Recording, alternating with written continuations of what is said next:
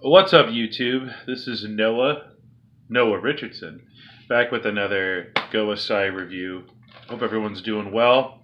I'm using my phone to record this video today, so it went all white on me, so I can't even see the image. And I have like a crappy broken screen and stuff, so it's not going to be the greatest quality.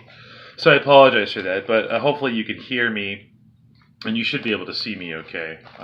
But at any rate, um, today I'd like to talk about a group that is, uh, as far as I know, these guys came around in the early 2000s, and they're still around. And right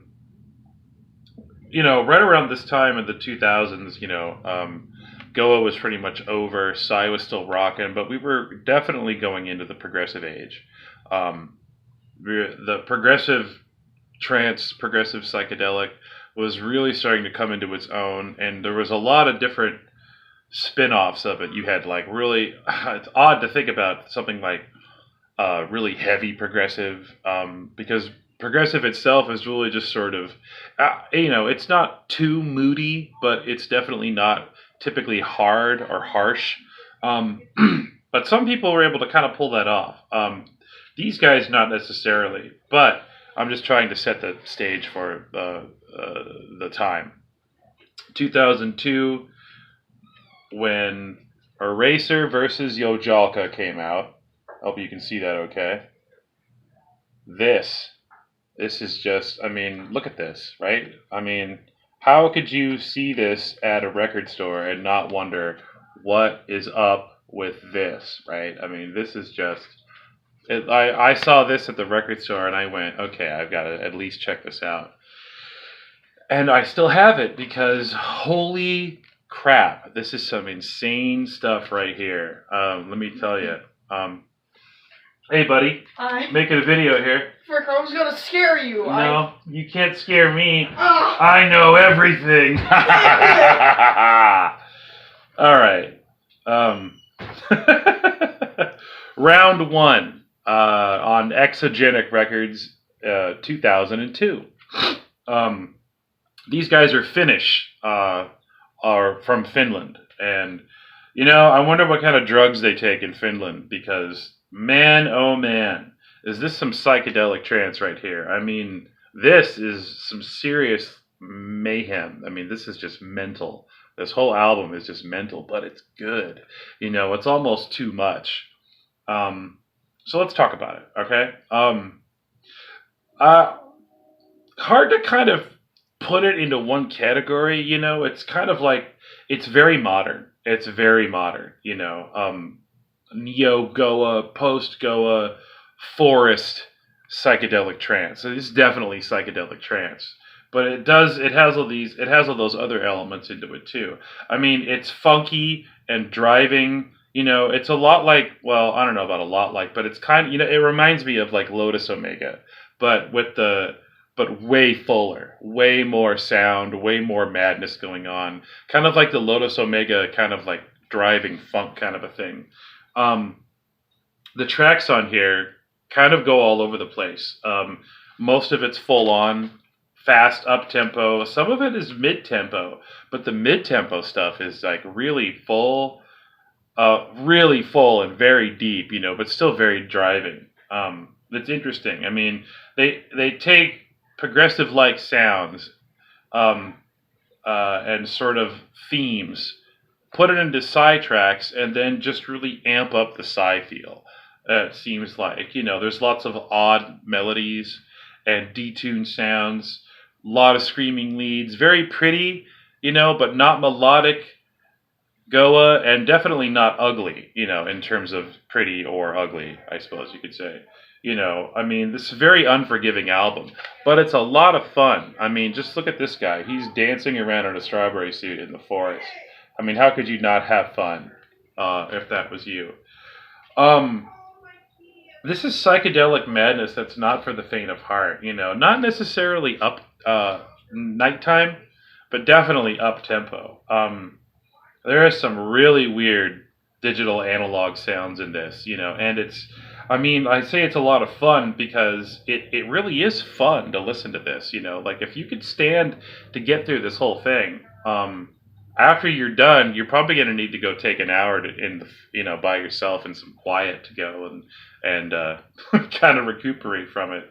Um, some of these tracks have that swing effect in the sequence to really drive the rhythm. And when that swing thing is going on, that's like automatically like something goes. The swing effect like automatically goes to your brain and goes, okay, this is gonna be fun.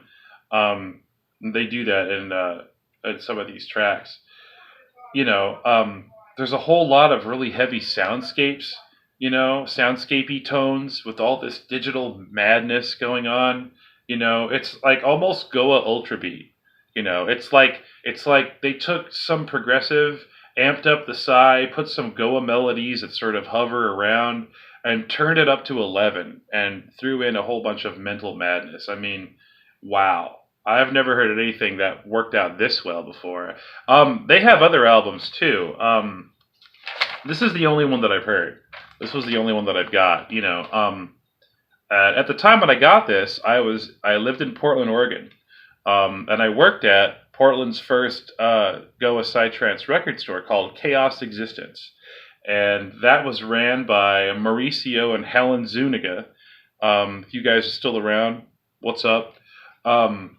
Around that time, it was getting pretty hard to find good stuff because the progressive train had left the station, and it was really hard to find things that were still just like madness and driving that wasn't just sort of like the spacey Atmos, kind of a thing that was good, but like it really just like dominated the sound at the time. Like I said, I worked there, which was just a lot of fun. And by working there, I had my pick of music. I had first choice. So, I'd spend all day, if I wasn't helping customers, I was listening to what was in the store, trying to find something. And I found this, and I put it in and walked out with it the same day. So thank you, Mauricio and Helen. Let's see. Wow. I mean, it's so crazy. This is so crazy.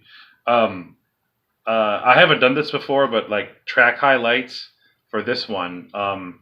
All the names are really kind of weird. Hadavati. I don't know. Let's talk about analog funk with that one. Barbecue U is another mid-tempo one, but it's very deep. Like 130-ish BPM. That is just it's very, very deep, and you won't forget a track like that. Then there's Ghost Train. Now, Ghost Train jumped out at me immediately because this is like psy breaks. Psy breaks haven't happened too often. The first time I ever heard anything that was like psy breaks, it was the Snake Thing Scorch 12-inch on tip, and they really bring the psy break funk in the Ghost Train track. I mean, it is just, it's like half breaks and half full on. So like it kind of goes up to the full on, and rocket ship takes off from there. Unbelievable. It's also on the only 12-inch that they ever put out on Exogenic. I forgot to mention that the Exogenic Records is what Round 1 is on. Ghost Train is the only 12-inch that appears on this record. The other two tracks, Sense Melter and Hallenhale, are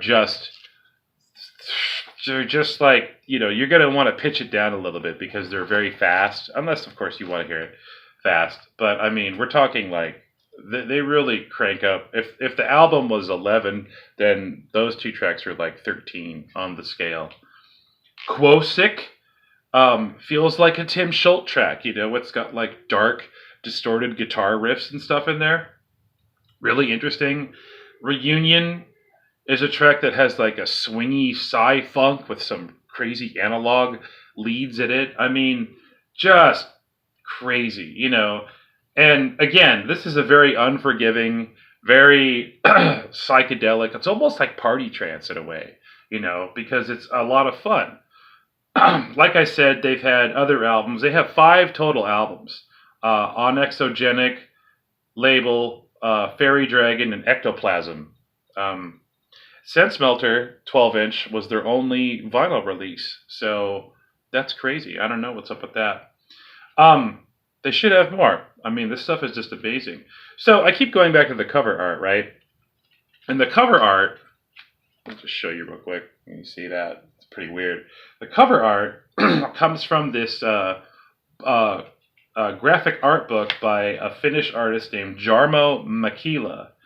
And I looked this guy up, and he is a very interesting, very good artist. He studied at the University of Helsinki School of Art and Design and the Finnish Academy of Fine Art. Looking at his work, it's very surreal and very postmodernist. There's a lot of unsettling beauty that's also nightmarish, that sort of strange and wonderful thing that I like, really. I've always liked. This guy does large format paintings. He does installations, with narratives that are, consumerist, working class, social themes, but like take it into like a nightmare or like a dream or something, like a Wim Wenders movie or something like that, like if a Wim Wenders movie or a Jim Jarmusch movie was like a dream, or a David Lynch movie was a dream, it would be kind of like the stuff that this guy does. I mean, this is way more cartoony, but his fine art stuff, his paintings, are really interesting and they're worth checking out. His name is Jarmo Makila, and if I'm mispronouncing that because I'm not Finnish, then I apologize to the entire world.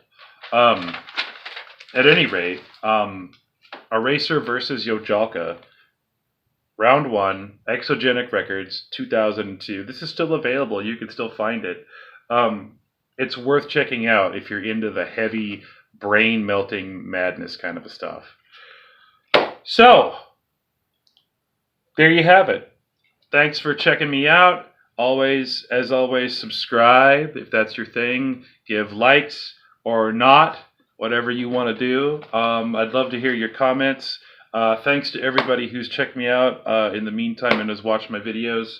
Stay tuned for more, and I'll see you guys next time. Later.